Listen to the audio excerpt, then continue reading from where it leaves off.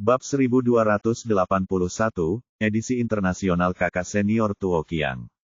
Setelah hari yang bergelombang, pesawat yang ditumpangi Zhao Yu dan Miao Kun akhirnya tiba di Suwa, ibu kota Fiji, sekitar pukul 7 pagi.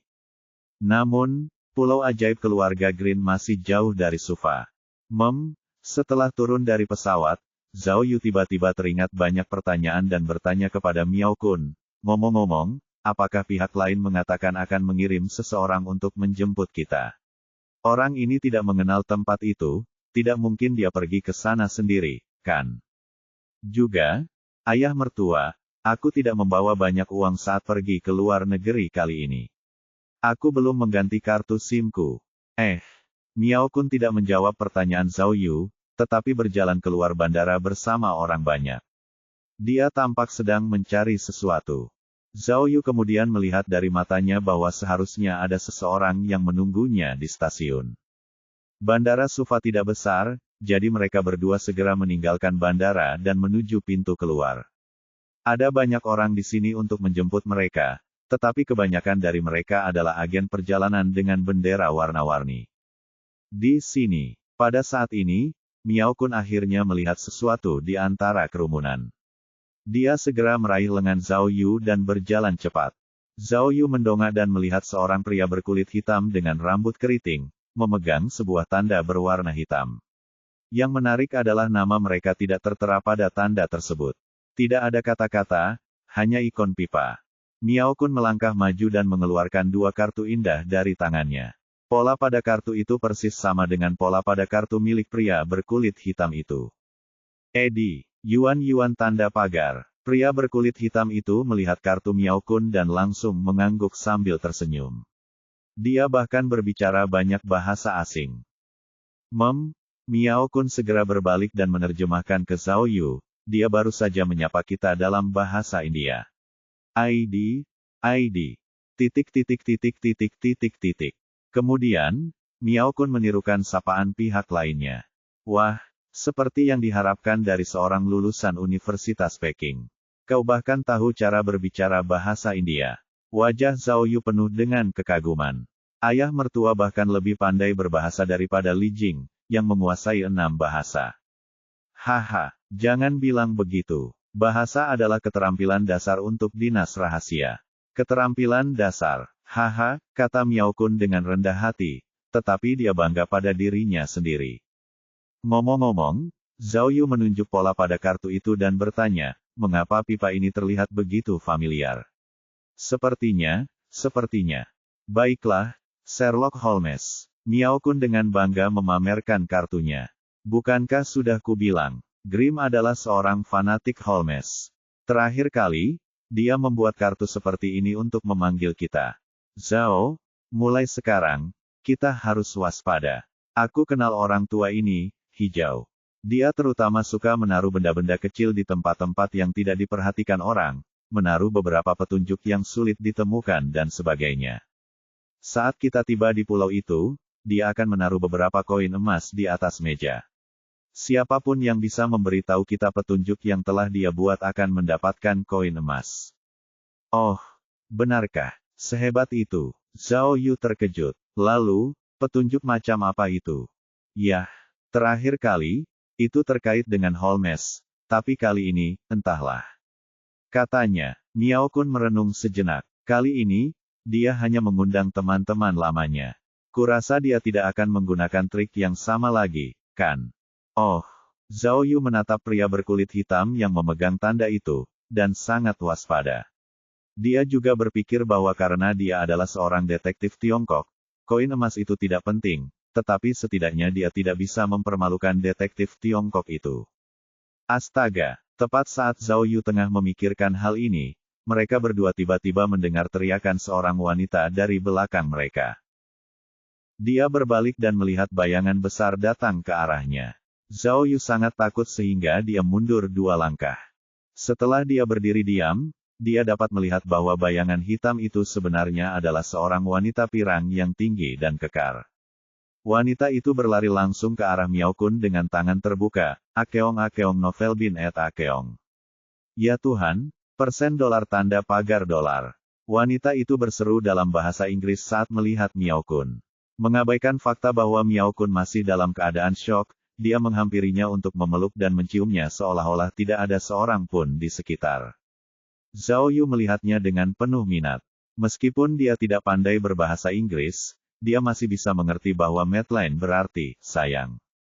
Ini benar-benar menarik. Seorang wanita berambut pirang memanggil ayah mertuanya, sayang, dan hadiah ucapan selamat yang biasa dari negara asing paling-paling hanya ciuman di pipi, tetapi wanita kuat ini dengan jelas mencium bibir ayah mertuanya.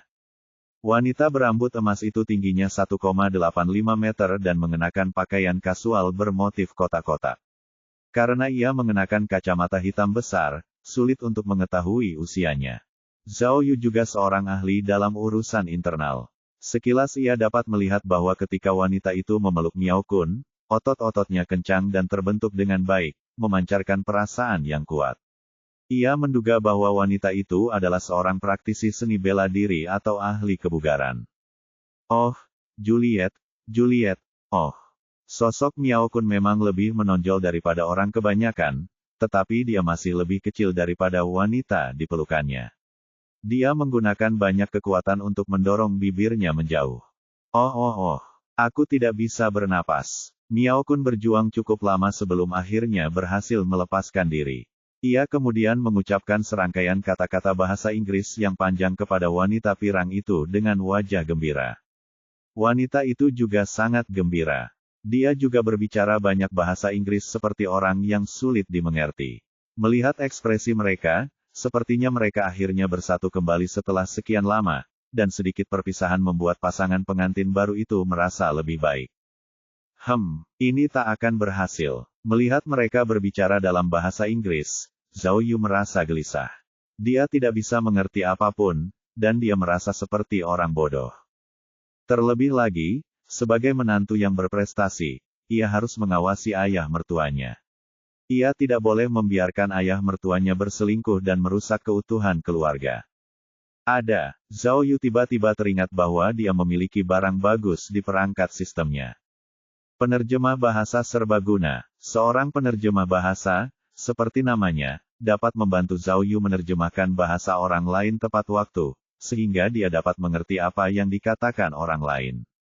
Penerjemah ini bukanlah sesuatu yang dapat dibeli di pasaran. Buku petunjuknya mengatakan bahwa apapun bahasa yang digunakan pihak lain, penerjemah akan dapat menerjemahkan tepat waktu tanpa perlu mengubah bahasanya. Namun, fungsi utama penerjemah adalah untuk membantu pengguna memahami bahasa asing, tetapi agak sedikit lebih sulit untuk dikomunikasikan. Jika Zhao Yu juga ingin berbicara dalam bahasa asing dan membiarkan lawan bicaranya mengerti, perangkat itu akan memberikan perintah suara, jadi Zhao Yu harus mengulangi perintah suara itu. Wah, ini sudah sangat dahsyat. Zhao Yu memilih satu yang dapat bertahan selama 8 jam dari sekian banyak penerjemah dan segera menggunakannya. Wah, sudah lama aku tidak bertemu denganmu. Zhao Yu bisa mengerti apa yang dikatakan wanita pirang itu. Apakah kamu ingat saat di Paris? Aku menunggumu semalaman, tetapi kamu tidak pernah muncul lagi. Kamu sangat nakal. Hehe. Miao Kun menggaruk kepalanya, wajahnya muram. Dia jelas tidak terbiasa dengan sikap wanita itu yang terbuka dan tanpa hambatan. Kemudian, dia melihat Zhao Yu sedang menatapnya. Dia segera menunjuk Zhao Yu dan memperkenalkannya kepada wanita itu. Ngomong-ngomong, aku lupa memperkenalkanmu. Ini temanku, Zhao Yu, detektif paling terkenal di negara kita. Oh, halo. Wanita berambut emas itu menyapa Zhao Yu dalam bahasa Mandarin. Miao Kun berpikir sejenak, lalu memperkenalkannya pada Zhao Yu. Ini, kita semua memanggilnya senior Prancis, Tu Qiang. Dia adalah kepala Departemen Kepolisian Paris, dan dia bertanggung jawab penuh atas ledakan di kereta bawah tanah Paris. Oh, lihat otakku. Miao Kun kehilangan kata-kata untuk waktu yang lama. Dia kemudian ingat bahwa dia belum memperkenalkan bagian yang paling penting, jadi dia cepat-cepat berkata, Juliet. Juliet dari Romeo dan Juliet. Oh, senang bertemu denganmu. Zhao Yu segera menangkupkan tinjunya, namun gadis pirang itu memeluk Zhao Yu dengan hangat dan mencium wajahnya dengan keras. Wah, Zhao Yu bergumam dalam hatinya, baunya sangat harum, sangat kuat. Bab 1282, pentingnya seorang penerjemah. Oh, aku sangat gembira. Ada tambahan baru tahun ini. Juliet melepas kacamata hitamnya yang besar dan berkata kepada Zhao Yu, "Hijau, kamu benar-benar punya banyak koneksi. Selamat datang, detektif terbaik di Tiongkok." Hehehe. Berkat alat penerjemah, meskipun Juliet berbicara dalam bahasa Inggris, Zhao Yu masih bisa memahaminya. Begitu mendengar pujian dari pihak lain, dia buru-buru mengangguk dan mengucapkan terima kasih. "Kamu menyanjungku, kamu menyanjungku." Miao Kun tiba-tiba tertawa saat mendengar jawaban Zhao Yu dalam bahasa Mandarin. Ia kemudian berkata kepada Juliet dalam bahasa Perancis, "Sayang, temanku kurang menguasai bahasa dan hanya tahu sedikit bahasa Inggris. Jadi, jika ada yang ingin kita katakan, mari kita gunakan bahasa Perancis." Persetan, jantung Zhao Yu berdebar kencang. Dia tidak menyangka Miao Kun adalah orang yang jahat. Apakah dia takut Miao Kun akan tahu sesuatu? Bermimpilah. Zhao Yu telah mengambil keputusan, namun dia tidak menunjukkannya di wajahnya, berpura-pura tidak tahu. Edi, persen tanda pagar. Pada saat ini, pria berkulit hitam yang bertugas menjemput penumpang mengucapkan kata-kata yang sama. Oh. Berkat alat penerjemah itu, Zhao Yu langsung mengerti bahwa pria berkulit hitam itu sedang mengingatkan Miao Kun bahwa ada lebih banyak orang di belakang mereka. Tunggu sebentar lagi, tunggu sebentar lagi. Itu sama sekali bukan salam. Cek. Tiba-tiba, kesan baik Zhao Yu terhadap ayah mertuanya anjlok. Dia hanya ingin memberinya jari tengah. Edi. Miao Kun mengira pria berkulit hitam itu menyapanya. Jadi dia segera membalas. Pria berkulit hitam itu tampak malu. Saat ini, setelah melihat simbol pipa, Juliet mengeluarkan kartunya dan menunjukkannya kepada pria itu. "Juliet," kata Miao Kun dengan bahasa Perancis yang fasih, "aku benar-benar minta maaf karena tidak bisa makan malam denganmu di Paris terakhir kali karena ada misi yang mendesak." Aku mengerti, kata Juliet sambil tersenyum, "setidaknya sebelum itu, kita bersenang-senang sepanjang malam." Teguk. Mendengar ini, Zhao Yu tidak bisa menahan diri untuk tidak menelan ludah. Dia tidak menyangka Miao Kun ternyata seorang playboy. Pria sok suci ini bahkan mengatakan bahwa dia tenang dan kalem di pesawat. Itu benar-benar omong kosong. Namun, Zhao Yu memperhatikan wanita itu dari atas ke bawah. Meskipun wanita itu berusia sekitar 40 tahun dan bertubuh kekar, dia telah merawat dirinya dengan baik. Dia berpakaian sangat cantik. Dengan tinggi badannya yang 1,85 meter, bentuk tubuhnya dianggap lumayan. Ya ampun, selera ayah mertuaku cukup unik. Oh, Miao Kun melihat Zhao Yu sedang linglung, jadi dia segera menjelaskan kepadanya dalam bahasa Mandarin, "Zhao Yu, Nona Juliet adalah teman baikku. Dia berkata bahwa jika ada kesempatan, dia akan mengundang kita ke rumahnya sebagai tamu. Dia juru masak yang sangat hebat." Terima kasih. Meskipun Zhao Yu tidak bisa berkata apa-apa, dia tetap mengungkapkan rasa terima kasihnya. "Bagaimana, sayang? Tidak mudah bagi kita untuk bertemu.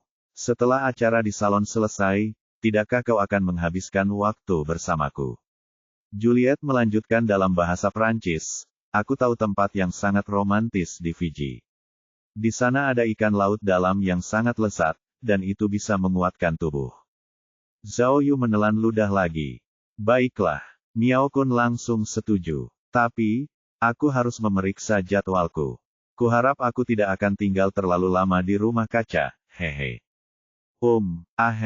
Miao Kun terbatuk beberapa kali, lalu menoleh ke Zhao Yu dan berkata dalam bahasa Mandarin, "Nona Juliet berkata bahwa dia ingin mengundang Anda, seorang detektif Tiongkok, untuk mengunjungi Departemen Kepolisian Paris dan bertukar pengetahuan budaya." Persetan dengan nenekmu. Zhao Yu mengumpat dalam hatinya, pertukaran budaya Tiongkok dan Barat. Menurutku itu lebih seperti komunikasi fisik. Ngomong-ngomong, lanjut Miao Kun, aku baru saja memberitahu Juliet bahwa kamu menguasai seni bela diri Tiongkok dan merupakan ahli kungfu. Juliet juga ahli dalam taekwondo dan judo. Jika ada kesempatan di Pulau Ajaib, kamu bisa berlatih dengannya.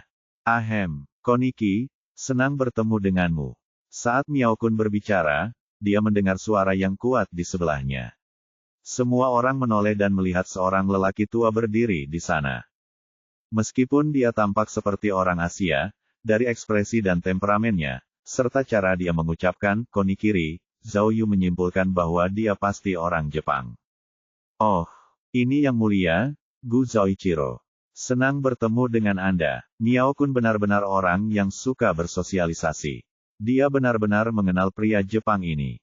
Dia langsung melangkah maju untuk berjabat tangan dengannya dan berkata, sudah 10 tahun sejak terakhir kali kita bertemu. Anda masih sama, akhir-akhir ini. Miao Kun kemudian menyadari bahwa dia berbicara dalam bahasa Mandarin, jadi dia dengan cepat mengubah nadanya dan berbicara dalam bahasa Jepang. Bagaimana keadaan tubuhmu akhir-akhir ini? Akeong novel bin et Akeong. Hehehe, aku baik-baik saja, aku baik-baik saja. Pria Jepang itu mengangguk sambil tersenyum dan mengalihkan pandangannya ke Juliet, gadis pirang itu, untuk menyapa. Akan tetapi, kakak senior Tuo Qiang tidak menyerah. Dia memunggunginya, berpura-pura tidak mengenalnya. Oh, pria Jepang itu menjawab dengan malu. Zhao Yu, Miao Kun memperkenalkannya kepada Zhao Yu sambil tersenyum. Ini adalah penulis novel detektif Jepang yang terkenal, Tuan Tani Zoichiro.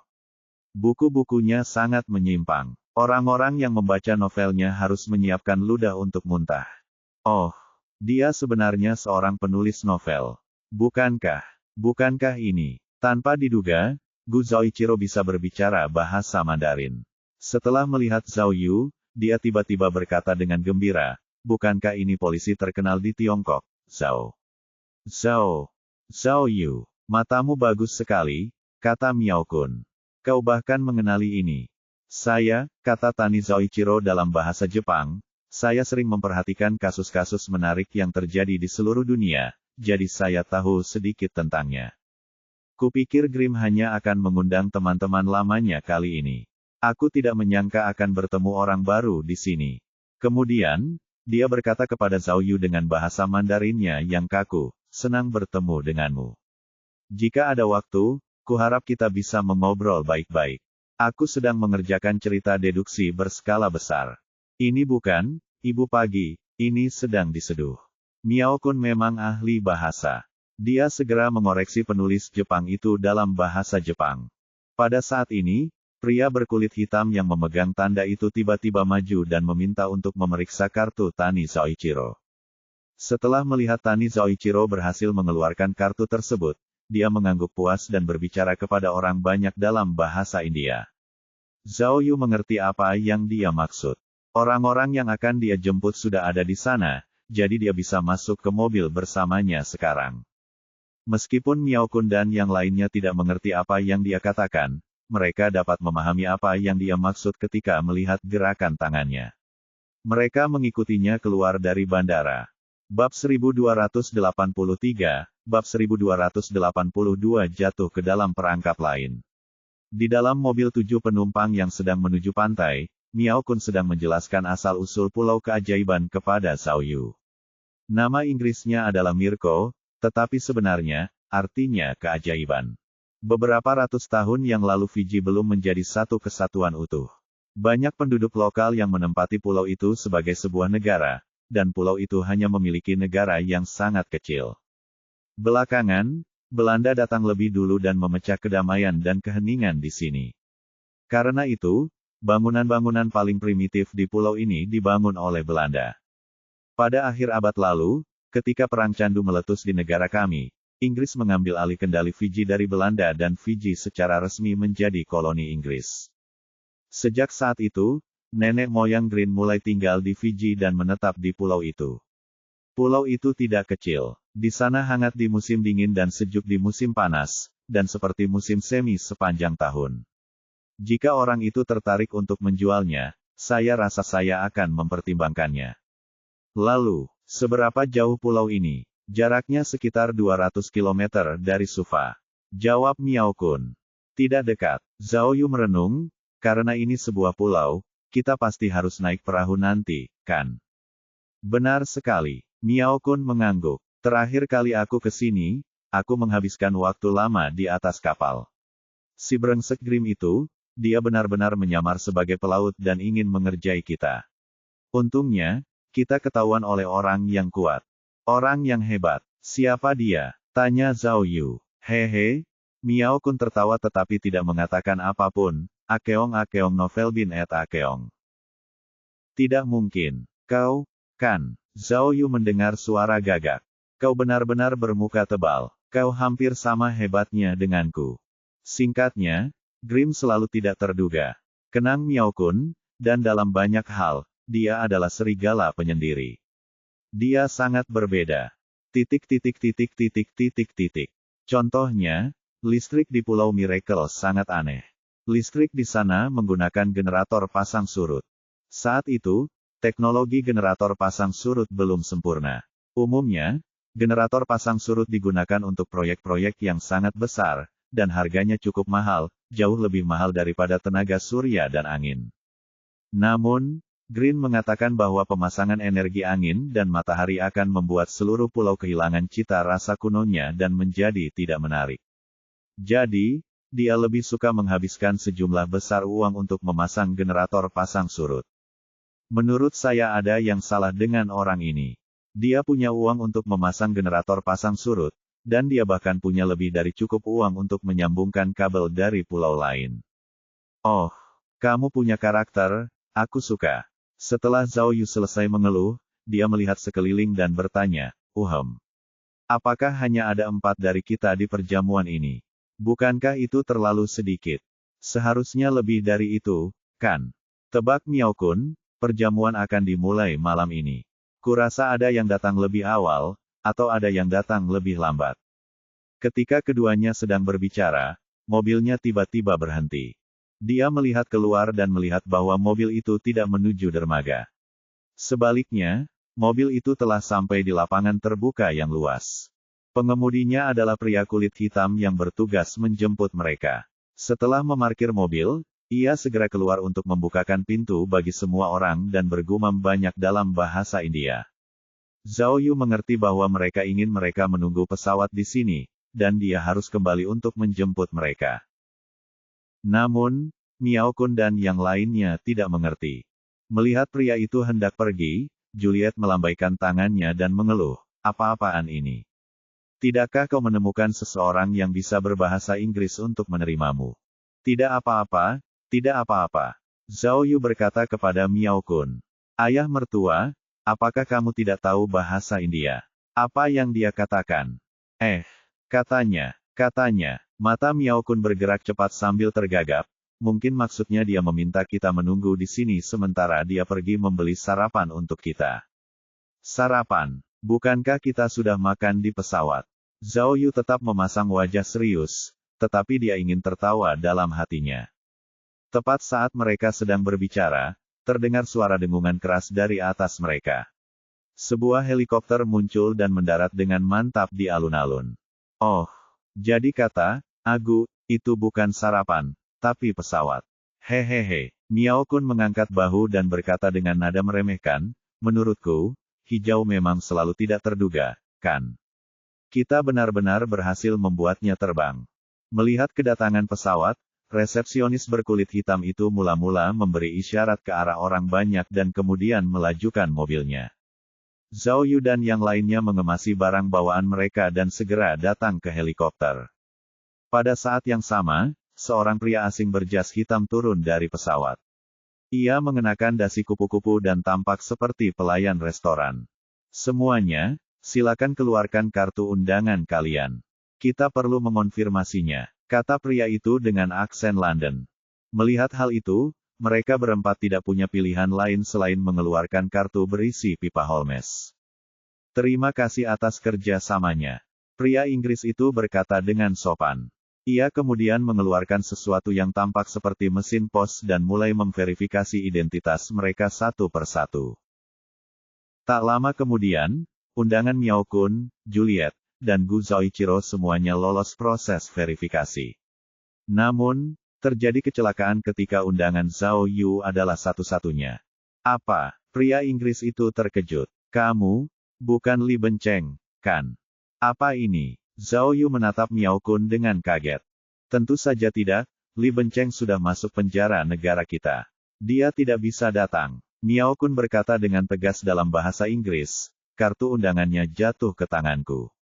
Jadi, aku mengganti seseorang untuk menggantikan Li Bencheng. Ini, dia menunjuk Zhao Yu dan berkata, ini Zhao Yu, salah satu detektif terbaik di negara kita. Kamu bisa mencarinya di internet. Dia benar-benar memenuhi syarat untuk menggantikan Li Tua. Ini, pria Inggris itu ragu-ragu. Baiklah, kata Miao Kun tidak sabar. Berikan aku nomor telepon Green, aku akan bicara dengannya. Jika dia merasa Zhao Yu tidak memenuhi syarat, maka aku tidak akan berpartisipasi. Tunggu sebentar, tunggu sebentar. Pria Inggris itu panik. Dia segera berbalik dan menghubungi bosnya. Hei, Zhao Yu menarik Miao Kun ke samping dan bertanya, apa yang terjadi? Apa-apaan ini? Bukankah kamu bilang mereka memintamu membawa satu orang lagi? Apa yang terjadi? Zhao Yu melotot ke arah Miao Kun, yang juga mulai cemas. Dasar bocah nakal, kamu bisa mengerti bahasa Inggris, tapi kamu mencoba membodohi aku dan ayah mertuamu, kan? Aku bertanya padamu lebih dulu. Zhao Yu mengepalkan tinjunya. Kau masih bilang kau tidak menipuku. Apa yang sudah jadi? Siapa yang menipumu? Miao Kun berkata dengan marah, Li Bencheng adalah mata-mata Korea. Dia tertangkap di bea cukai, dan surat undangan itu jatuh ke tanganku. Hal pertama yang ingin kulakukan adalah membawamu ke sini untuk memperluas wawasanmu. Kau masih ingin menipu dirimu sendiri. Kamu, Zhao Yu terdiam, lalu mengeluh, mengapa kamu tidak mengatakannya lebih awal? Ayo, teriak Miao Kun kesal.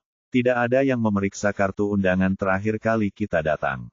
Halo, Miao betina, mataku tidak sedang mempermainkanku, kan? Apakah itu benar-benar kamu? Tepat saat Zhao Yu dan Miao Kun tengah berdebat, terdengar teriakan menggelegar di belakang mereka. Semua orang menoleh dan melihat seorang pria kekar berjalan cepat. Dia adalah pria Eropa Timur pada umumnya dengan lengan tebal dan mata seperti serigala. Wajah Miao Kun berubah saat melihat pria Eropa Timur itu. Dia gemetar secara naluriah dan bergumam, oh tidak, orang ini belum mati. Bab 1284, Bab 1283 Jangan main-main dengan ayah mertua. Apa itu? Melihat ini, Zhao Yu merasa kewalahan, seolah-olah dia tiba-tiba bepergian ke dunia lain. Pria kekar itu mengenakan pakaian kasual berwarna kaki dengan kuncir kuda di kepalanya. Hampir semua bagian tubuhnya yang terbuka ditutupi berbagai tato. Pria itu bergegas menuju Miao Kun dengan marah. Dari matanya yang seperti serigala, jelas terlihat bahwa dia menyimpan dendam terhadap ayah mertuanya. Tidak mungkin, Zhao Yu mendengar Juliet bergumam dalam bahasa Perancis di sebelahnya. Bukankah ini JK? Kenapa dia ada di sini? Novelis Jepang itu juga mengenali pria kekar itu dan memiliki firasat bahwa perkelahian akan segera terjadi. Dia mundur selangkah dan mencondongkan tubuh ke sisi pesawat. Miao perempuan. Pria kekar itu segera berjalan ke arah Miao Kun dan mencengkeram lehernya, sambil berteriak, kamu benar-benar berani. Kupikir kamu tidak akan berani datang. Pria kekar itu juga berbicara dalam bahasa Inggris, dan aksennya kental, jadi dia tidak tahu dari negara mana dia berasal. Hei, jangan bersikap kasar begitu melihatku. Tepat saat itu, Juliet melangkah maju untuk membujuk mereka. Kalian semua tahu aturannya. Ini pesta Green. Kalian bisa membicarakan dendam kalian nanti. Pada saat itu, kaki Miao Kun telah meninggalkan tanah, dan wajahnya semerah pantat monyet. Awalnya, ketika Zhao Yu melihat seseorang berani menyentuh ayah mertuanya, dia pasti akan maju dan mempertaruhkan nyawanya. Namun, dia masih marah pada Miao Kun karena telah berbohong kepadanya. Karena itu, dia menyilangkan lengannya dan mulai menyaksikan pertunjukan itu dengan penuh minat. Zhao Yu tidak menyangka ayah mertuanya adalah orang seperti itu. Meskipun lehernya dicekik, dia tidak bergerak dan berkata, oh, aku jadi bertanya-tanya siapa orang itu. Jadi B kecil. Titik titik titik titik titik titik. Kata umpatan asing, kurasa kau benar-benar lelah hidup. Pria kekar itu meraung, auranya sangat kuat. Sekarang aku akan. JK, jangan main-main. Juliet menunjuk pria kekar itu dan berteriak, ini bukan wilayahmu. Jika kau membunuh Miao, tamatlah riwayatmu juga. Akeong novel bin et akeong. Pria kekar itu menggertakkan giginya karena marah. Tetapi dia juga tahu bahwa ini bukanlah tempat yang baik untuk membalas dendam. Pada akhirnya, dia melepaskan Miao Kun dan mendorongnya kembali. Miao Kun terhuyung, namun dia tetap berdiri tegak. Batuk. Miao Kun terbatuk beberapa saat karena dicekik oleh seseorang. Bei kecil, aku tidak bermaksud begitu. Katanya, aku benar-benar mengira kau sudah mati di Eropa Timur. Bom itu meledak. Aku benar-benar tidak tahu bagaimana kau bisa selamat. Oh, pria kekar bernama JK itu berkata dengan dingin, kamu masih ingat kejadian itu.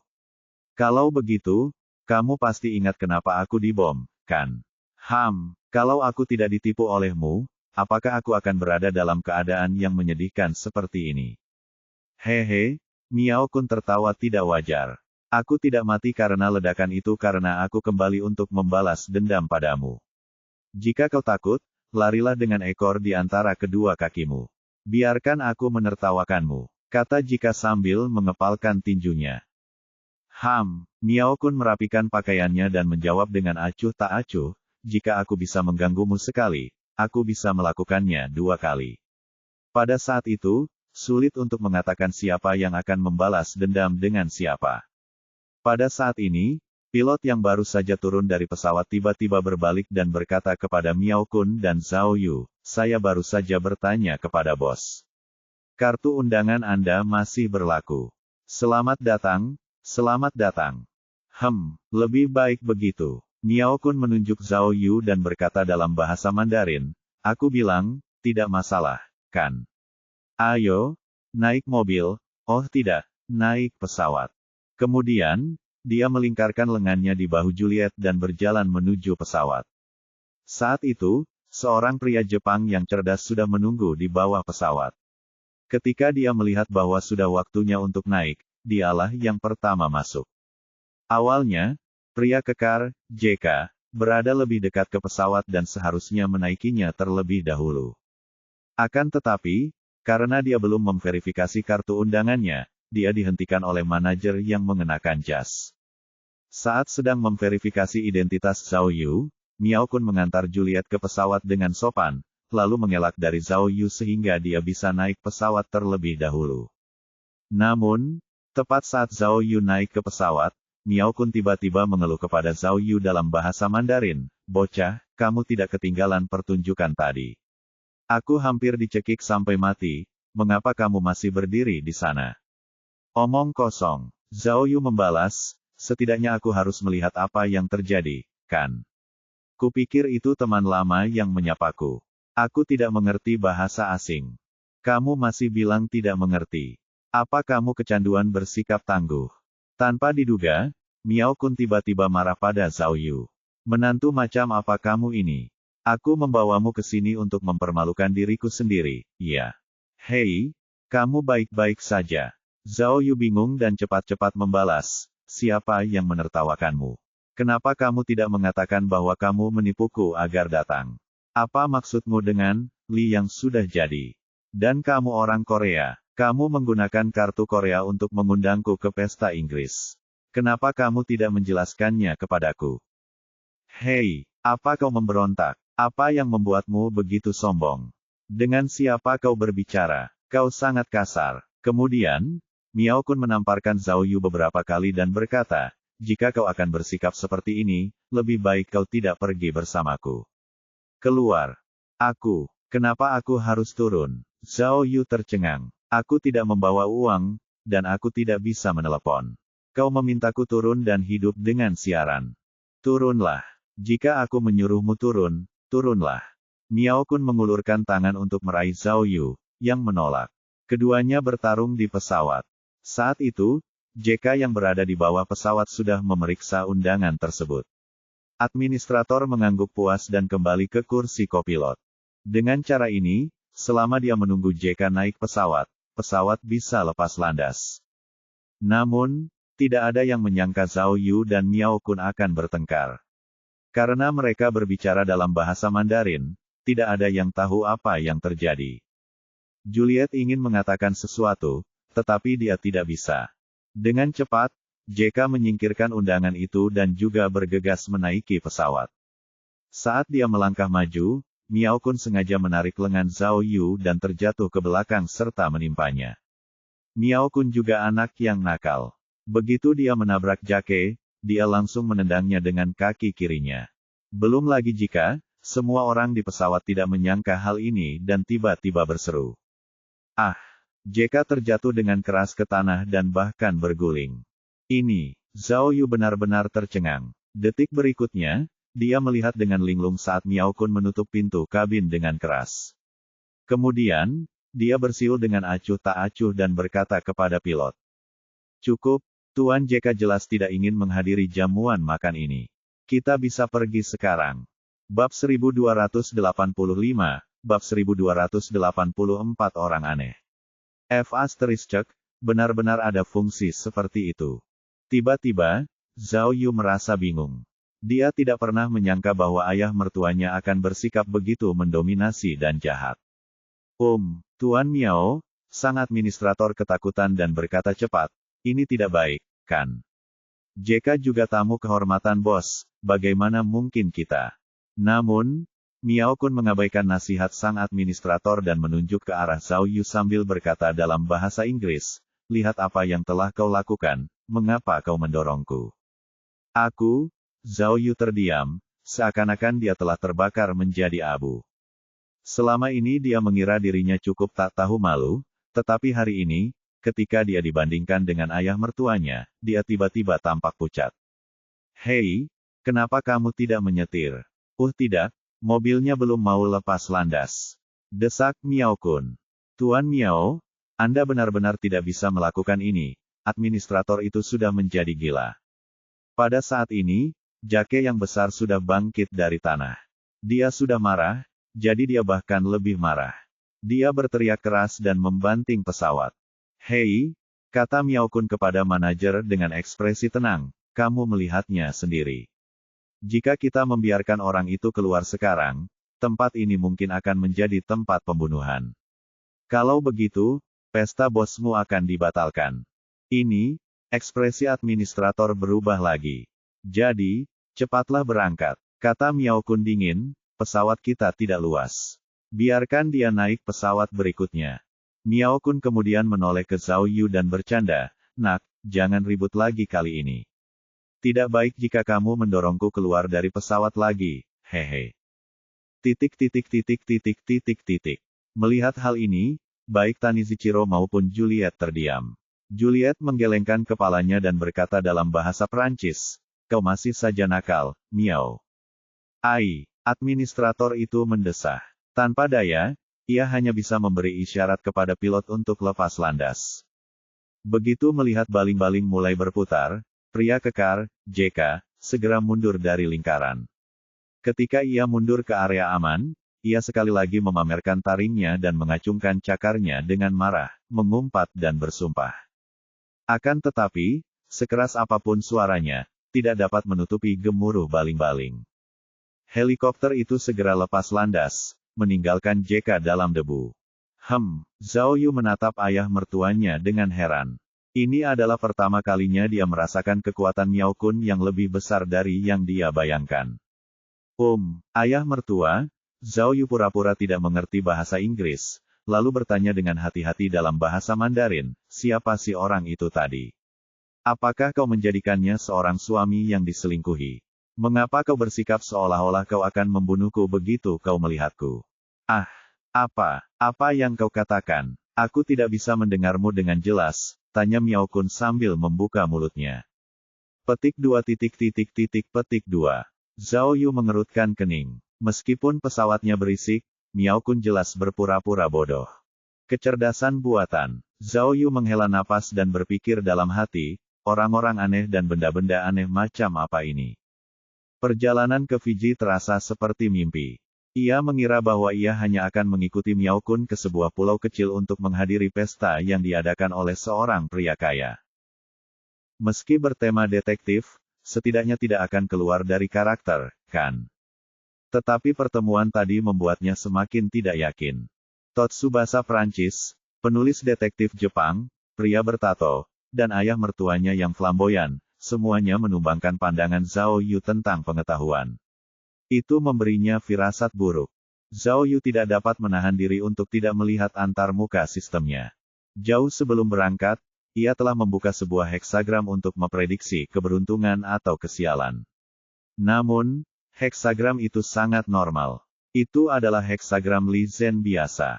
Li, melambangkan teman, Zhen, melambangkan status. Kedua heksagram ini sangat umum untuk perjalanannya ke salon detektif. Akeong novel bin et Akeong.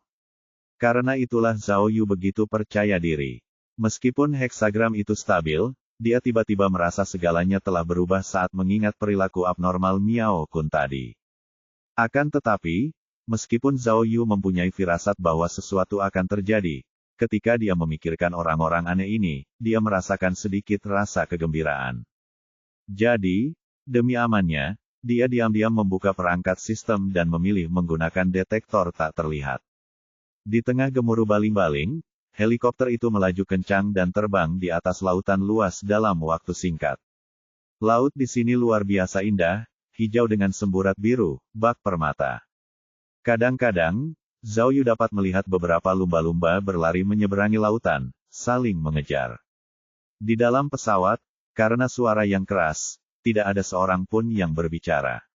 Mereka semua menikmati pemandangan laut yang indah, seolah-olah tendangan Miao Kun tidak pernah terjadi. Begitulah, pesawat itu terbang dengan kecepatan tinggi dalam waktu lama sebelum akhirnya mencapai sebuah pulau kecil. Ini tidak mungkin benar. Zhao Yu adalah orang pertama yang menyadari masalah ini. Pulau tempat pesawat akan mendarat itu sepi dan sangat kecil. Bahkan tidak ada rumah di sana, jadi bagaimana mungkin bisa mengadakan jamuan makan? Zhao Yu bingung, begitu pula yang lainnya. Maaf semuanya, sang administrator buru-buru menjelaskan, bos kami takut bandara tersebut akan merusak citra Miracle Island, jadi dia membangun bandara di sini. Kami akan mengatur speedboat untuk mengantar Anda ke pulau itu nanti. Harap dipahami. Mendengar penjelasan ini, semua orang saling memandang. Hanya Miao Kun yang mengumpat dalam bahasa Mandarin, buka celanamu dan kentut. Orang tua ini, Grim, benar-benar membangun rumah di tepi laut dan pulang bersama ombaknya. Ketika helikopter mendarat dengan mulus dan semua orang turun, Zhao Yu akhirnya menemukan kesempatan untuk bertanya kepada Miao Kun tentang JK.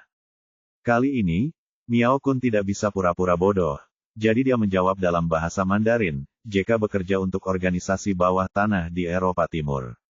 Dia bertugas menagih utang dan menyelidiki beberapa kasus bawah tanah yang tidak dapat diungkap. Mata Zhao Yu berbinar. Dia tidak menyangka akan bertemu dengan seorang rekan di sini.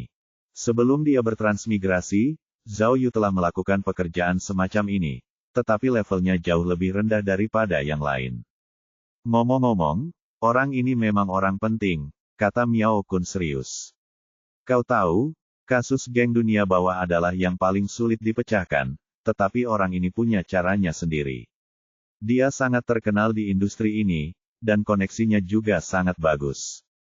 Dia sangat dihargai oleh orang-orang penting. Tidak mungkin, Zhao Yu tidak bisa berkata apa-apa. Apakah kamu tidak takut dia akan mengejarmu karena mempermainkannya seperti ini? Ahem, Miao Kun cemberut tak berdaya. Lagi pula, ini bukan pertama kalinya. Dia akan terbiasa. Dia sangat murah hati, kata Zhao Yu sambil menyeka keringatnya. Cepat atau lambat dia akan pergi ke Pulau Ajaib.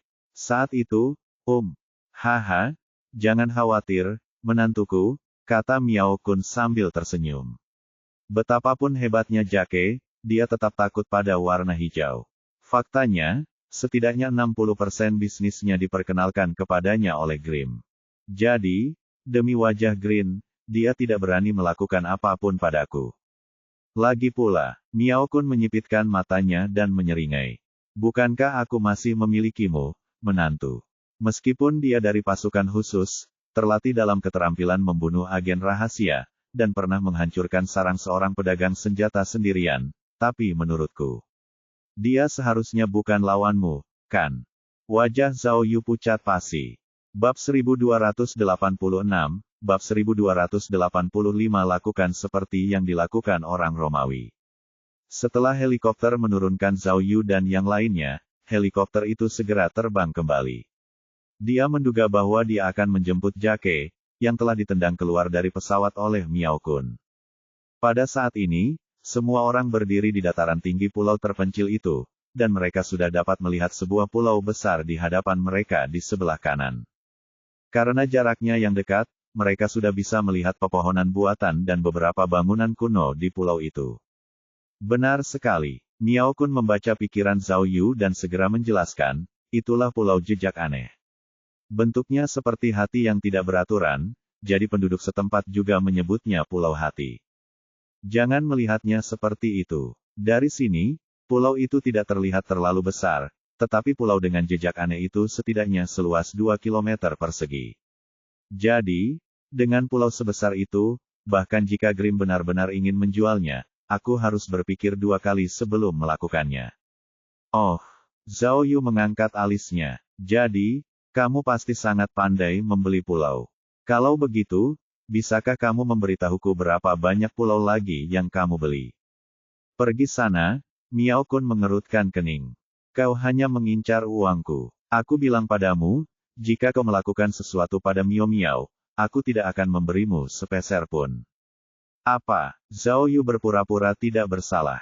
Aku hanya bertanya-tanya pulau mana yang harus aku kunjungi untuk berlibur bersama Miao Miao saat kita punya waktu di masa depan. Jangan pernah berpikir tentang hal itu. Bahkan jika kamu berpikir tentang hal itu, kamu tidak dapat mengatakannya. Ketika mereka berdua asyik berbincang dan bercanda, terlihat 2 buah speedboat yang melaju kencang dari arah pulau seberang.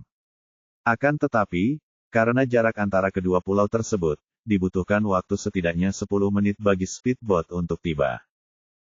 Apa-apaan ini? Hijau? Kakek tua itu. Pada saat ini, Zhao Yu mendengar orang Prancis itu bergumam, jika kamu tahu kami akan datang, mengapa kamu tidak membiarkan speedboat menunggu kami di sini? Apakah dia mencoba melakukan sesuatu yang aneh lagi? Zhao Yu mengamati lingkungan sekitar dan bertanya pada Miao Kun, ayah mertua, setelah semua pembicaraan ini, berapa banyak orang yang ada di ruang detektif? Aku tidak yakin dengan jumlah pastinya. Miao Kun berpikir sejenak, lalu berkata, menurut perkiraanku, orang-orang yang diundang Gelin pastilah teman-teman lama dari pesta terakhir. Terakhir kali, pasti ada setidaknya 13 orang. Tapi, sudah cukup. Oh, begitukah Li Korea? Dia sudah ada di dalam. Tanya Zhao Yu. Itu Li Benceng? Miao Kun mengoreksinya lagi, lalu berkata dengan emosi, mereka yang masuk masih baik-baik saja, tetapi beberapa dari mereka sudah meninggal. Bagaimanapun, sudah 10 tahun sejak pertemuan terakhir. Segalanya tetap sama, tetapi orang-orang telah berubah. Oh, Zhao Yu berpikir sejenak, lalu bertanya, lalu, apa yang kamu lakukan di pertemuan terakhir? Apakah ada kegiatan yang menyenangkan? Lihatlah ekspresi mesummu itu. Mengapa aku merasa tidak nyaman? Kau harus ingat bahwa kau adalah menantuku, gerutu Miao Kun. Jika kau membuat masalah di luar, kau akan merusak reputasiku. Apa? Meskipun kata-kata Miao Kun tepat sasaran, Zhao Yu tidak akan pernah mengakuinya. Tiba-tiba dia memasang wajah serius dan berkata, aku hanya ingin bertanya padamu, kegiatan apa saja yang ada di salon detektif. Agar aku bisa siap secara mental. Kenapa pikiranmu selalu tidak beres? Yah, Miao Kun berpikir sejenak, lalu berkata, sebenarnya, tidak ada yang istimewa. Mereka hanya berkumpul dan membicarakan situasi mereka sendiri dan kasus-kasus aneh yang mereka temui. Tentu saja, untuk meningkatkan suasana, Grim memang menyelenggarakan beberapa kegiatan. Namun, kegiatan itu bukanlah kegiatan kotor seperti yang Anda pikirkan, melainkan kegiatan yang berhubungan dengan penalaran detektif. Contohnya, jenis pertanyaan penalaran yang lulus ujian lebih menarik. Miao Kun mengenang, kalian masing-masing harus menjawab 20 pertanyaan dengan jawaban yang sama persis. Siapapun yang menjawab dengan benar akan diberi hadiah 200.000 pound. Namun, selama dia membuat satu kesalahan, dia akan tamat. Selain itu, ada beberapa permainan penalaran kecil dan sebagainya. Itu semua adalah trik Scotland Yard. Sebenarnya, semua orang tahu betul tentang ini. Tujuan Grimm mendirikan salon detektif bukan karena dia fanatik, tetapi karena dia benar-benar tertarik pada kasus-kasus aneh di seluruh dunia. Tujuan sebenarnya tidak lain hanyalah untuk mendapatkan informasi dari orang-orang seperti kami dan memperoleh sesuatu yang bermanfaat baginya melalui pengumpulan tersebut. Tahukah kamu, Miao Kun berkata dengan serius, bagi sebagian orang berpangkat tinggi, hal favorit mereka adalah berita. Terkadang, nilai sebuah informasi sulit diperkirakan. Tentu saja, sama halnya dengan kami para tamu kehormatan. Mereka semua ada di sini untuk mendapatkan informasi lebih lanjut. Apakah kalian mengerti? Oh, aku mengerti. Zhao Yu mengangguk, lalu mengajukan pertanyaan baru. Karena ini baik untuk semua orang, mengapa tidak diadakan setahun sekali? Kau bertanya padaku, tapi siapa yang harus kutanyai? Miao Kun berbisik di telinga Zhao Yu, namun, orang-orang yang menghadiri perjamuan itu semuanya memiliki latar belakang yang kuat. Tak satu pun dari mereka mudah dihadapi. Mungkin karena semua orang terlalu sibuk dan kita tidak punya waktu untuk berkumpul.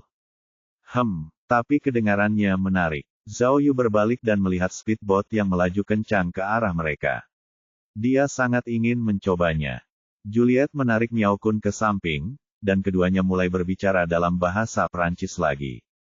Meski suaranya sangat lembut, Zhao Yu masih bisa mendengar bahwa Juliet juga khawatir Jake akan menyakiti Miao Kun, dan membantu Miao Kun dengan rencananya.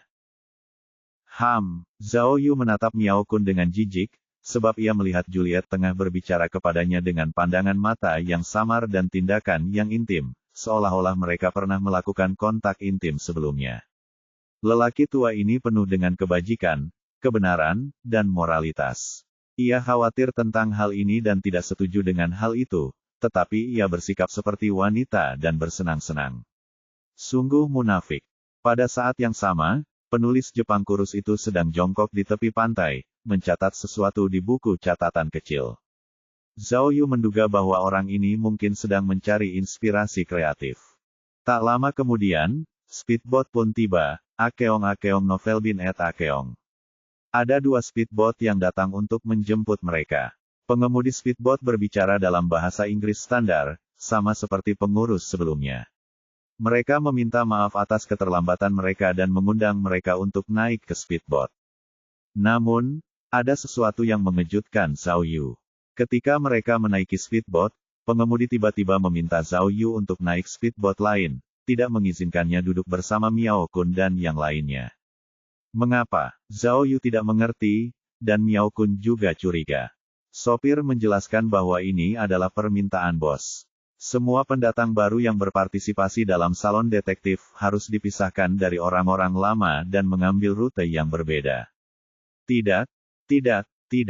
Miao Kun langsung menolak, sambil menunjuk Zhao Yu dan berkata, dia tidak mengerti bahasa Inggris. Jika aku tidak mengikutinya, dia tidak akan bisa berkomunikasi dengan siapapun. Tidak. Namun, sikap pilot itu tegas. Ia berkata bahwa mereka semua mengikuti perintah bos mereka dan tidak dapat mengubahnya. Selain itu, ia berulang kali menekankan bahwa itu aman, dan bahwa ia akan memastikan bahwa Zhao Yu tidak akan berada dalam bahaya. Miao Kun berdebat dengan mereka lagi. Di satu sisi, dia meminta untuk berbicara dengan Gelin, sementara di sisi lain, dia mengancam pihak lain bahwa jika Zhao Yu tidak mengikutinya, dia akan mengundurkan diri. Namun, pihak lainnya bergeming dan menolak untuk menyetujui. Baiklah. Melihat keadaan sudah terhenti, Zhao Yu akhirnya melangkah maju dan berkata kepada Miao Kun, tidak apa-apa. Karena pihak lain yang meminta ini, dia hanya bisa mengikuti adat setempat. Jangan khawatir, ayah mertua. Aku detektif terbaik di Cina, aku akan baik-baik saja. Aku akan membuat penyesalan hijau itu memisahkan kita. kata Zhao Yu sambil menyeringai. Hehehe. Kali ini giliran Miao Kun yang terdiam, karena ia mendapat firasat buruk dari seringai Zhao Yu. Bab 1287, Nona Detektif. Berdengung, berdengung. Motor speedboat itu berdengung saat membawa Zhao Yu dan melaju kencang menuju sisi selatan Pulau Keajaiban. Miao Kun, Juliet, dan Gu Zhaoichiro, di sisi lain, pergi ke sisi utara pulau. Setelah beberapa saat, Zhao Yu tidak dapat melihat ayah mertuanya lagi, dan hanya dia dan pengemudi yang tersisa di speedboat. Pengemudi itu memiliki ekspresi serius di wajahnya saat dia mengemudikan speedboat dengan serius. Di sisi lain, Zhao Yu mengamati dengan saksama medan Pulau Keajaiban.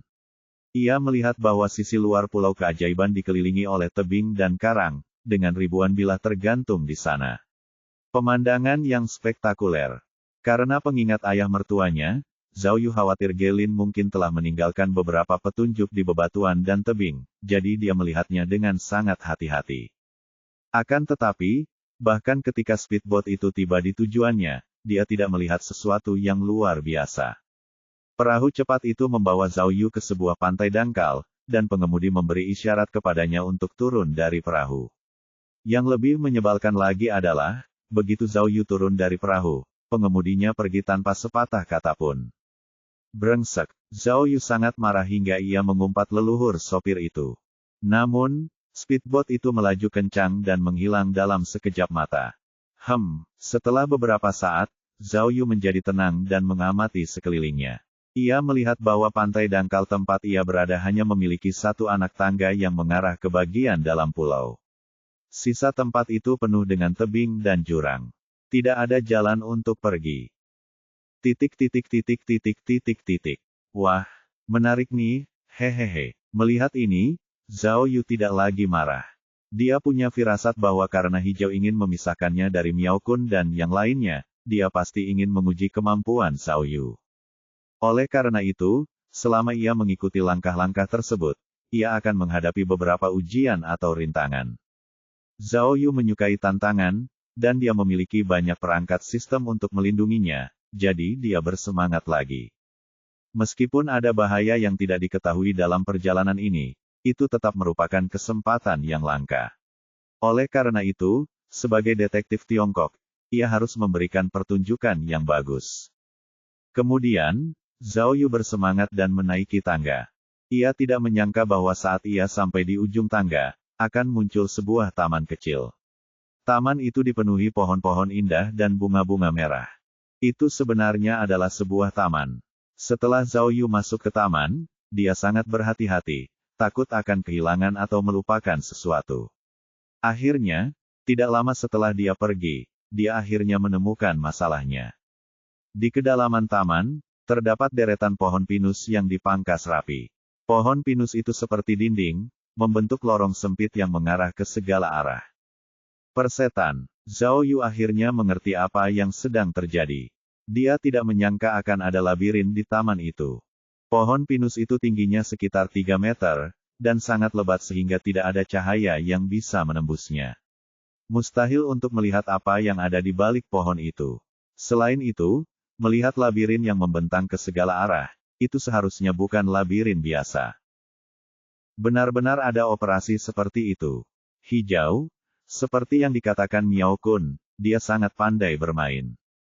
Zhao Yu melihat ke kiri dan kanan. Ia merasa bahwa ia tidak begitu pandai berjalan di labirin, jadi ia memilih jalan acak dan berjalan ke dalamnya. Tentu saja, Zhao Yu juga sangat berani. Setidaknya dia membawa pesawat tak terlihat itu bersamanya. Jika dia benar-benar tidak bisa keluar, setidaknya dia bisa terbang keluar. Seperti yang sudah diduganya, ini bukan labirin biasa. Tidak lama setelah Zhao Yu masuk, dia kehilangan arah. Setelah berjalan selama lebih dari 10 menit, dia kembali ke titik awal. Dia tidak menemukan jalan keluar. Sebaliknya, dia kembali ke pintu masuk. Wah, sungguh menakjubkan. Zhao Yu berpikir dalam hati, labirin ini sungguh luar biasa. Secara logika, ingatan dan indera arahku tidak kalah dengan yang lain, tetapi aku tidak menyangka akan tersesat. Ini luar biasa. Namun, Zhao Yu adalah orang yang gigih, setelah mengalami kegagalan, keinginannya untuk menang pun muncul, yang membawanya kembali ke dalam labirin. Kali ini, dia sangat berhati-hati. Setiap kali melangkah, dia dengan sabar mengingat arah dan posisinya. Kerja kerasnya membuahkan hasil. Kali ini, ia akhirnya melangkah lebih jauh dari sebelumnya dan tiba di tempat yang belum pernah ia kunjungi sebelumnya. Namun kali ini terjadi kecelakaan baru. Zhao Yu akhirnya tiba di tempat yang relatif luas, tetapi dia tiba-tiba menyadari bahwa ada seseorang berdiri di sana. Itu adalah wanita berjanggut keriting dengan tubuh yang sangat bagus. Akeong novel bin et Akeong. Hah? Apa yang sedang terjadi? Zhao Yu selalu mengira bahwa dialah satu-satunya yang memasuki labirin itu, tetapi dia tidak pernah menyangka bahwa akan ada orang lain, dan seorang wanita juga. Dari belakang, sosok wanita itu benar-benar hebat, bak seorang model papan atas di sebuah fashion week. Orang itu mengenakan kaos putih, celana jeans biru, dan sepasang sepatu travel. Kelihatannya seperti paduan yang paling biasa, tetapi ketika dia mengenakannya, terlihat sangat berbeda dan sangat cantik. Ketika Zhao Yu menemukan wanita itu, punggungnya menghadap ke arahnya, dan dia sedang mencoret-coret sesuatu di tangannya. Dia tampak sedang menghitung sesuatu. Namun, dia juga sangat waspada. Begitu Zhao Yu tiba, dia memperhatikannya.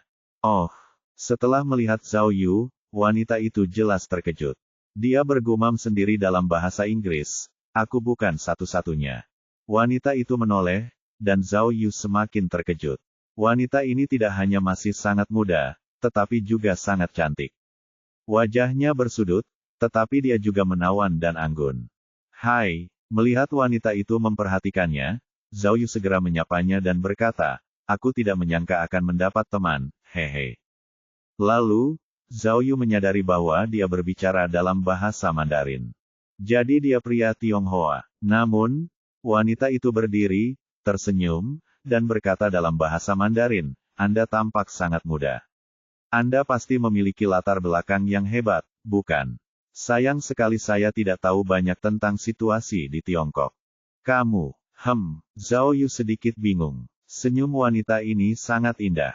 "Kamu berbicara bahasa Mandarin, dan kamu terlihat, oh, berdarah campuran." Wanita itu memperkenalkannya dengan ramah, "Si Mengna, ayah juga orang Tiongkok. Ibu orang Amerika Serikat." "Oh, halo." Zhao Yu segera maju dan memperkenalkan dirinya, "Zhao Yu, detektif nomor 1 di Tiongkok. Saya memecahkan kelima kasus besar yang belum terpecahkan, jadi semua orang memberi saya julukan ahli kasus yang belum terpecahkan.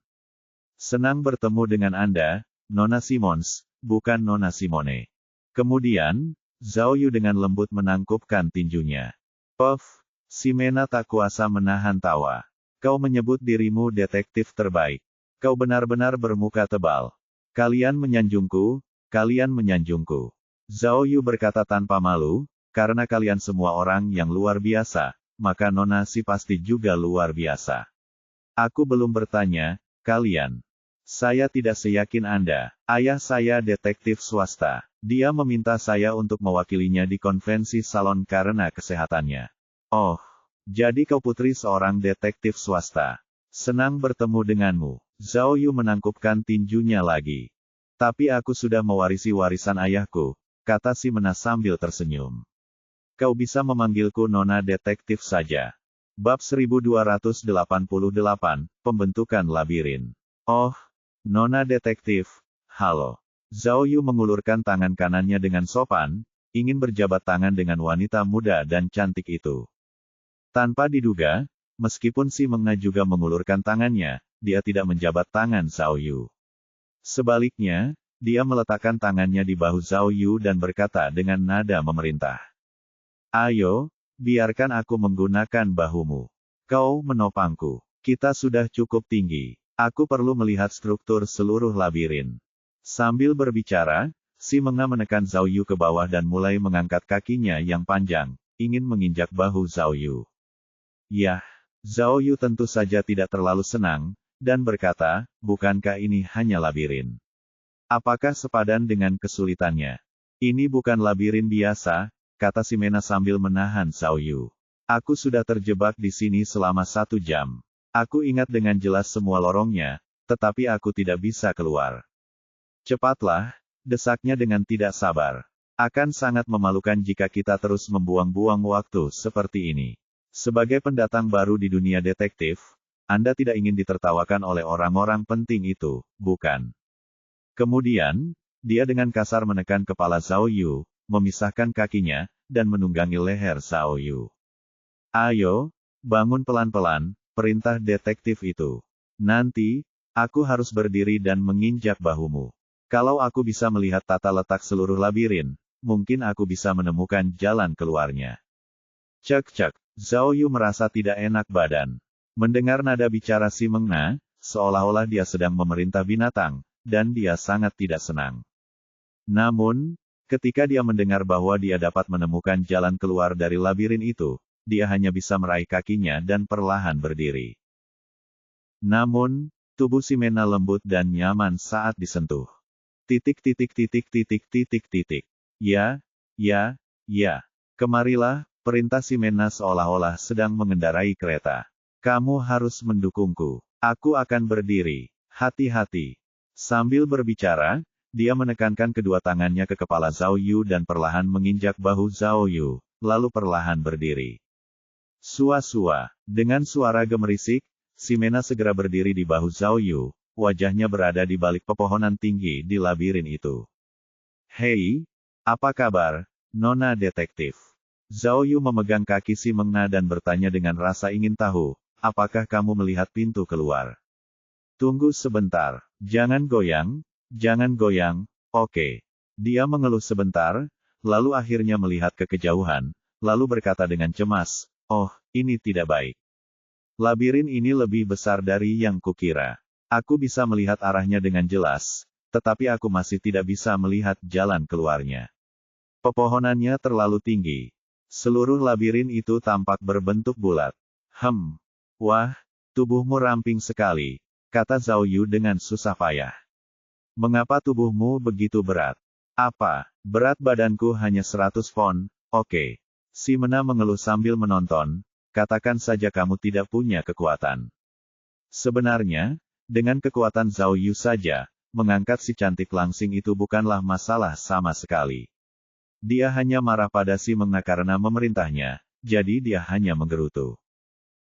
Baiklah, kita sudah selesai di sini, kata si Mena, pergi ke kanan. Mustahil, Zhao Yu merasa semakin canggung. Dia hanya perlu menoleh untuk melihat situasi di sisi kanan, tetapi dia harus bergerak sendiri. Wanita ini, baiklah, Anda yang meminta ini. Zhao Yu bukanlah orang yang baik hati. Dia ingin menyelesaikan labirin itu dengan tenang, tetapi dia tidak menyangka si Meng Na akan bersikap begitu kasar. Jadi, di permukaan, dia menuruti si cantik dan berbalik ke kanan, tetapi tubuhnya malah makin gemetar. Hei, merasakan guncangan hebat, si Mena segera berteriak, jangan goyang, aku akan jatuh. Akeong novel bin et akeong. Namun, Zhao Yu tidak bisa diam saja. Ia gemetar lebih keras lagi, dan tak lama kemudian, si Meng Na jatuh dari bahunya. Si Mena ketakutan setengah mati. Jika dia jatuh ke tanah, itu akan menjadi jatuh yang mengerikan. Zhao Yu berpura-pura gelisah, lalu mengulurkan tangannya dan memeluk wanita cantik itu. Dalam proses memeluknya, dia sengaja menyelinap ke area sensitifnya. Turun. Wajah si Mena memucat karena takut. Dia berteriak, turunkan aku. Melihat keterkejutan si cantik, Zhao Yu membungkuk puas dan meletakkan si Meng Na ke tanah. Sosok si Meng Na sungguh menakjubkan. Tubuhnya lembut dan tanpa tulang, serta memancarkan aroma wanita yang memikat. Di bawah sentuhan ini, ia langsung merasa seperti melayang dan itu sangat efektif. Kau terlalu sombong. Bagaimanapun, si Mena adalah seorang detektif, jadi dia tahu tipuan kecil Zhao Yu. Dia memarahinya dengan keras, aku benar-benar tidak mengerti bagaimana hijau bisa membawamu ke sini. Tanda pagar akeong tanda pagar persen. Diikuti dengan serangkaian kata dalam bahasa Inggris, yang semuanya pada dasarnya memarahi Zhao Yu. Maaf. Bagaimanapun, Zhao Yu telah diuntungkan oleh ini, jadi dia terlalu malu untuk memperlihatkan wajahnya yang jelek saat ini. Dia dengan cepat menjelaskan, akhir-akhir ini aku kurang olahraga. Jangan marah, jangan marah. Bagaimana, apakah kamu melihat situasinya dengan jelas? Tidak, aku tidak melakukannya. Siapa yang memintamu untuk tidak bekerja sama? Meskipun si Mengna marah, dia tidak bisa berbuat apa-apa terhadap Zhao Yu yang berkulit tebal. Bukankah kamu baru saja mengatakan bahwa labirin itu melingkar? Kamu bahkan menemukan arah yang benar. Zhao Yu dengan cepat mengubah topik pembicaraan. Sekarang kau memikirkan labirin, kata Selena dengan marah. Ayahku mengatakan bahwa hijau adalah orang yang sangat aneh. Jika kita tidak bisa keluar dari labirin ini hari ini, maka kita harus bersiap untuk menghabiskan malam di dalamnya. Menginap semalam, pikir Zhao Yu. Menginap semalam dengan wanita cantik di labirin bukanlah hal yang buruk, bukan? Aku akan memberitahumu. Si Mena mengerutkan kening dan berkata, ini mungkin labirin gosip dari Tiongkok. Ini bukan sesuatu yang bisa dengan mudah dipecahkan. Oh, Zhao Yu tidak tahu apa-apa tentang labirin, tetapi ketika dia mendengar bahwa itu adalah susunan 8 trigram dari Tiongkok, dia tiba-tiba menjadi bersemangat dan bertanya, sangat canggih. Susunan ini, apakah mudah untuk dipecahkan? Ya, si Mena bertanya balik, bukankah kau detektif super dari Tiongkok? Seharusnya aku yang bertanya padamu, kan? Biasanya aku sibuk memecahkan kasus. Buat apa aku melakukan hal yang membosankan seperti labirin? Zhao Yu mengangkat bahu. Ini sama sekali tidak sesuai dengan profesiku. Apa maksudmu dengan hal-hal yang membosankan? Si Mena cemberut. Sebagai seorang detektif, aku harus menguasai semua jenis pengetahuan. Lagi pula, ini bukan labirin biasa. Ini adalah formasi labirin Tiongkok kuno. Detektif itu berkata dengan serius, Paman Green benar-benar hebat. Dia benar-benar membangun perangkap tingkat tinggi di pulau itu.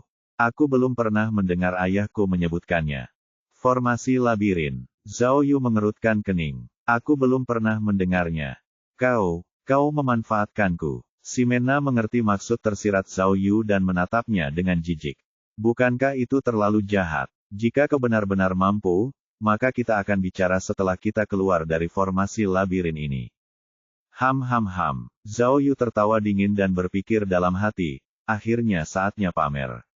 Aku punya begitu banyak alat peraga yang mengagumkan, apakah menurutmu aku tidak bisa memecahkan labirin kecil ini? Bab 1289, Bab 1288 Aku juga akan mempermalukan diriku sendiri. 1 jam kemudian, Zhao Yu dan si Mena masih berkeliaran di dalam susunan labirin. Aku haus sekali, kata si Mena muram.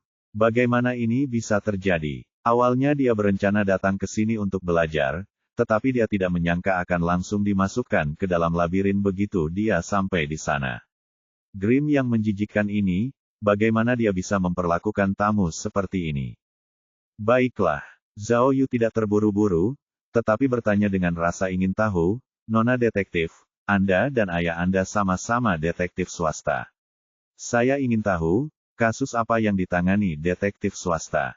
Secara logika, kalian seharusnya tidak bisa berpartisipasi dalam kasus kriminal, kan? Ada apa? Bahkan kau meremehkanku. Si Mena berkata dengan wajah serius, jangan kira detektif swasta hanya melakukan bisnis kecil seperti melacak, menangkap pezina, dan menagih utang. Biar saya beritahu, detektif swasta itu ada banyak level.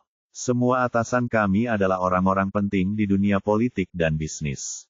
Kasus-kasus yang kami tangani semuanya adalah kasus-kasus besar yang bahkan tidak dapat dibayangkan oleh orang biasa. Untuk kasus pidana yang kau bicarakan, Simone mengangkat tangannya dan berkata dengan tenang, hukum di Amerika Serikat berbeda dengan hukum di China. Meskipun kami detektif swasta, jika melibatkan beberapa kasus yang tidak dapat ditangani pemerintah, mereka tetap akan mempekerjakan kami sebagai konsultan. Ayah saya sangat terkenal karena dia membantu pemerintah memecahkan banyak pembunuhan. Oh, Zhao Yu dapat mengatakan bahwa detektif itu memang orang yang kuat. Ayahnya mungkin adalah tokoh terkenal di dunia detektif Amerika Serikat. Apakah ayahmu? Sakit parah. Zhao Yu ingin menanyakannya, jadi dia bertanya lagi, kenapa? Kenapa kamu harus datang ke perjamuan di Pulau Ajaib sendirian? Ada apa? Ximena mengangkat alisnya dan berkata dengan waspada, saya katakan, detektif Zhao yang hebat, Anda tidak mencoba menguji kata-kata saya, bukan? Saya menyarankan Anda untuk tidak membuang-buang napas. Anda akan tahu apa yang seharusnya Anda ketahui, tetapi Anda tidak akan pernah tahu apa yang seharusnya tidak Anda ketahui. Aku masih muda, tapi kamu juga belum tua. Kalau kamu bisa datang ke sini sendirian, kenapa aku tidak? Lidahmu tajam, aku suka, hehe, Zhao Yu memujinya sambil menyeringai. Baiklah, untuk menghilangkan prasangka burukmu terhadapku, aku akan menunjukkan kepadamu rasa maluku. Ximena berhenti dan berkata kepada Zhao Yu, menurut pengamatanku, kamu adalah orang yang kidal, tidak berpendidikan, pemarah, sombong, dan serakah. Lagi pula, kamu seharusnya baru saja tiba di Fiji pagi ini dan makan biskuit mentega di pesawat. Juga, kamu sering begadang, suka berkelahi, tidak merokok, tidak membaca, dan tidak suka berjudi. Akeong novel bin et Akeong. Kamu tampak mesum, tapi sebenarnya kamu sangat berbakti pada cinta. Bagaimana menurutmu? Ximena merentangkan tangannya. Apakah aku benar? Apa itu? Zhao Yu diam-diam terkejut. Dia tidak menyangka detektif Nona bisa begitu akurat.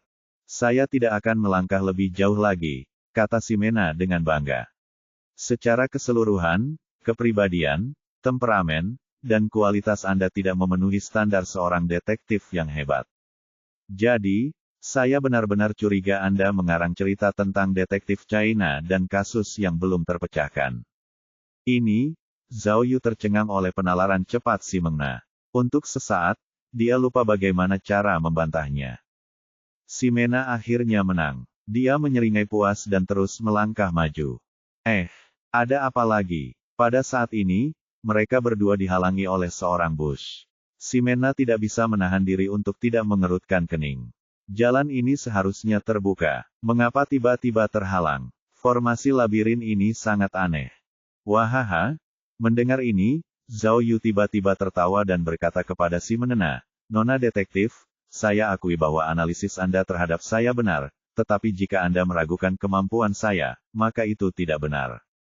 Ayo, untuk menghilangkan prasangka burukmu padaku, aku akan menunjukkannya padamu sekarang.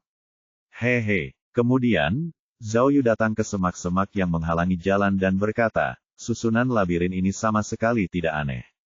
Tidak bisakah kau melihatnya? Sebenarnya, labirin ini hidup. Ini labirin yang bergerak.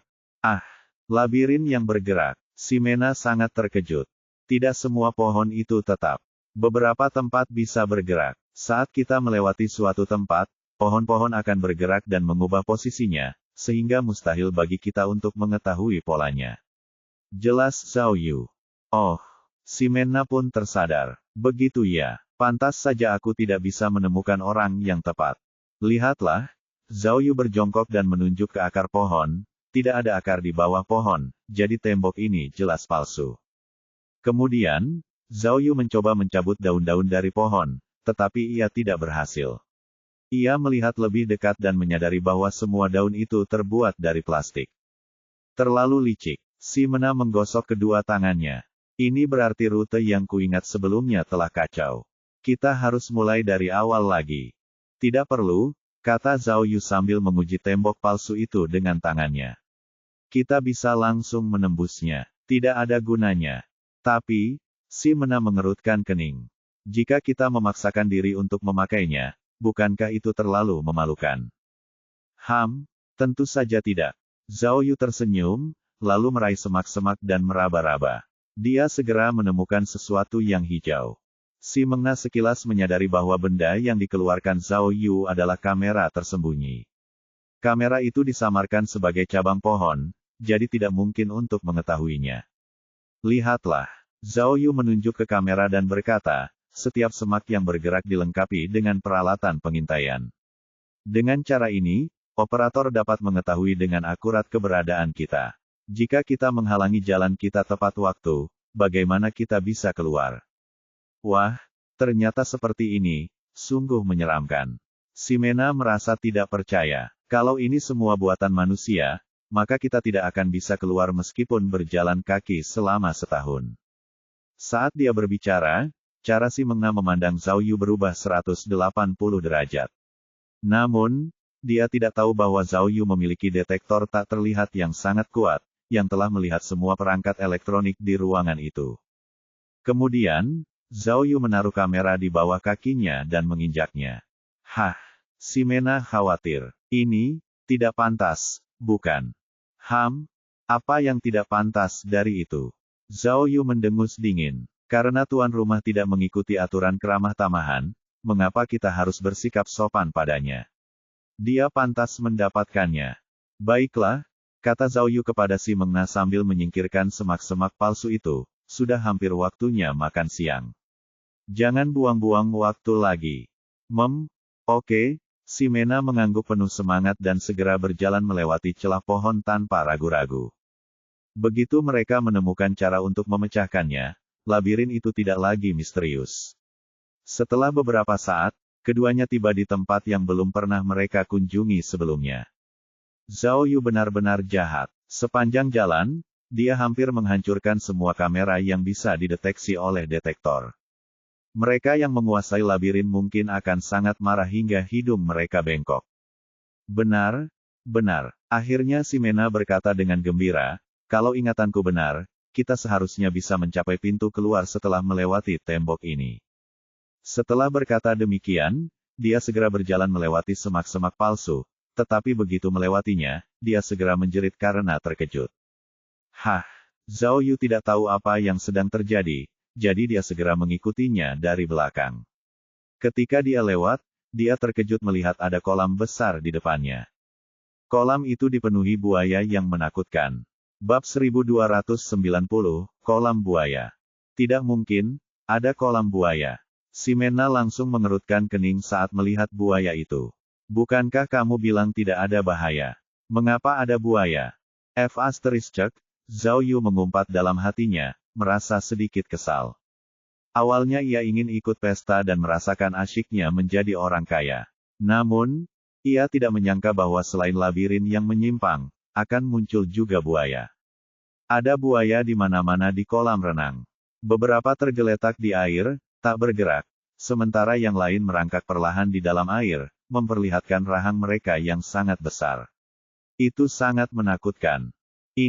Setelah mengamati medan, si Mengna dan Zhao Yu segera menyadari bahwa ada banyak bingkai seperti menara di atas kolam buaya, dan bingkai-bingkai itu terhubung ke banyak jembatan kecil. Akan tetapi, jembatan-jembatan kecil itu tidak saling terhubung, dan tidak ada cara untuk menyeberanginya. Oh, aku mengerti. Ximena bereaksi cepat. Ia melangkah maju dan tiba di menara pertama di tepi pantai. Ada sesuatu yang tampak seperti meja putar di menara itu. Saya pernah melihat ini sebelumnya. Namanya catur meja putar Mesir kuno, Simone memperkenalkan. Ini permainan kecil yang didasarkan pada astronomi Mesir kuno. Tidak terlalu rumit untuk dimainkan. Ximena menatap papan catur dengan serius. Dalam waktu kurang dari 10 detik, dia mulai menggerakkan bidak catur di papan dan mengambil 2 langkah.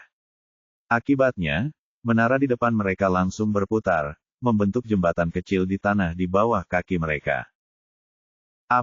Bagaimana menurutmu? Ayo pergi. Ximena mengangkat alisnya dengan bangga dan menjentikkan jarinya ke arah Zhao Yu. Dengan aku di sini, kita akan bisa melewati kolam buaya. Setelah dia selesai berbicara, dia melangkah ke jembatan kecil terlebih dahulu. Namun, setelah Zhao Yu melihat ini, dia tidak mengikutinya ke jembatan, tetapi membuat gerakan, kamu duluan, yang berarti dia tidak ingin naik jembatan bersamanya. Si Menena menyipitkan mata ke arah Zhao Yu. Jangan bilang aku tidak memperingatkanmu, jembatan itu mungkin akan diambil kembali. Ada pepatah Cina yang terkenal, setelah kamu melewati desa ini, tidak akan ada toko lain seperti ini. Tidak, aku takut buaya. Zhao Yu melambaikan tangannya dan berkata, kamu duluan. Baiklah. Ximena menatap Zhao Yu dengan jijik. Kalau begitu aku akan makan siang dulu. Kamu bisa tinggal di sini dalam keadaan lapar dan haus. Dengan itu, tanpa ragu-ragu, Ximena berjalan di sepanjang jembatan kecil dan menuju ke menara lain. Ketika dia sampai di menara kedua, dia segera menemukan papan catur lain. Namun, papan catur kedua itu jelas berbeda dari yang pertama. Ini adalah kenang Ximena. Ini adalah sejenis catur dari Yunani kuno. Tampaknya ada hubungannya dengan warna pelangi. Sambil berbicara, dia mengeluarkan ponselnya untuk mencari informasi, tetapi tidak ada sinyal sama sekali. Cek-cek, detektif itu cemberut tak berdaya. Setelah mengingat-ingat sejenak, dia tidak punya pilihan selain mencobanya sendiri. Akeong novel bin et Akeong. Untungnya, catur Yunani kuno semacam ini tidaklah sulit. Ia menemukan metodenya setelah memainkannya beberapa kali. Tak lama kemudian, ia membuka menara ketiga dan membelokkan jembatan kecil lainnya ke kakinya. Setelah itu, dia tidak berhenti saat berjalan di sepanjang jembatan menuju menara ketiga. Namun, ketika dia melihat papan catur di menara ketiga, ekspresinya berubah. Oh tidak, gumamnya pelan, bukankah ini Huarong Dao dari Tiongkok? Itu merepotkan. Aku pernah memainkannya saat aku masih kecil, tapi aku sudah melupakannya. Sambil berbicara, dia mencoba menggerakkan beberapa buah catur dan menggelengkan kepalanya sambil tersenyum pahit. Seharusnya tidak ada masalah dalam menyelesaikannya, tapi itu akan memakan waktu lama. Oh, benar. Saat itulah dia baru teringat pada Zhao Yu. Karena Zhao Yu berasal dari Tiongkok, dia mungkin lebih memahami Taois Huarong daripada dirinya. Memikirkan hal ini, dia segera berbalik dan melambaikan tangan, ingin meminta Zhao Yu untuk datang dan membantu. Namun, saat dia berbalik, dia terkejut dengan apa yang dilihatnya. Zhao Yu telah menggulung celananya dan berjalan dengan angkuh ke dalam kolam buaya Suani. Hei, Zhao Yu, apa yang kau lakukan? Ximena berteriak ketakutan. Kau ingin mati. Cepatlah. Cepatlah keluar. Namun, Zhao Yu tidak peduli sama sekali, dan terus berjalan dengan keras kepala ke dalam kolam buaya. Tidak, tidak, tidak. Ximena meraih pegangan jembatan dan berteriak. Orang gila ini, orang gila. Jika kau melakukan ini, sudah terlambat bahkan jika kau memaksa administrator keluar. Tanpa diduga, tepat saat si Mengna selesai berseru, Zhao Yu membungkuk dan mengulurkan tangannya ke dalam air, lalu menangkap seekor buaya. Kali ini, Ximena benar-benar tercengang. Buaya yang diseret Zhao Yu keluar dari air hanya tinggal separuh tubuhnya. Separuh tubuhnya yang bawah adalah rak kayu kosong. Hah! Ximena terkejut dan bergumam, mereka semua palsu. Ini. Detik berikutnya, Zhao Yu melemparkan buaya palsu itu ke dalam kolam, lalu mengulurkan tangan untuk menangkap seekor buaya yang sedang merangkak. Kemudian, Zhao Yu melemparkan buaya itu ke dalam kolam. Buaya itu hancur berkeping-keping, dan banyak komponen elektronik berjatuhan. Ini juga palsu. Mulut Ximena terbuka lebar. Dia tidak dapat mempercayainya. Zhao Yu tertawa dingin dan menyeka tangannya. Dia kemudian berjalan menyusuri kolam menuju jembatan tempat Ximena berada. Nona detektif, apakah Anda mengerti sekarang? Kolam buaya sama sekali bukan tempat untuk menguji kecerdasan, tetapi keberanian kita. Ayo, Zhao Yu mengulurkan tangannya ke Ximena. Ayo turun. Sama seperti labirin, tujuan Grimm adalah membiarkan kita menemukan jalan pintas. Ximena menatap Zhao Yu dengan saksama dan bertanya dengan khawatir, apakah airnya dalam? Air di kolam itu hanya setinggi lutut Zhao Yu, dan itu sudah jelas. Jadi, si Mengna tidak bertanya apakah airnya dalam, tetapi apakah airnya kotor. Zhao Yu segera mengerti dan menepuk bahunya sambil berkata, ayo, kali ini, kamu bisa menunggangi leherku. Karena Zhao Yu pernah melemparkannya sekali, si Mengna jelas sedikit ragu-ragu. Dia khawatir Zhao Yu akan menggunakan trik yang sama lagi dan memanfaatkannya. Jangan khawatir, Zhao Yu tertawa. Saya orang yang jujur. Si Mengna merenung sejenak, tetapi memilih untuk mempercayai Zhao Yu. Dia segera melompati pagar dan duduk di leher Zhao Yu lagi. Kali ini, Zhao Yu sepenuhnya bersedia melakukannya.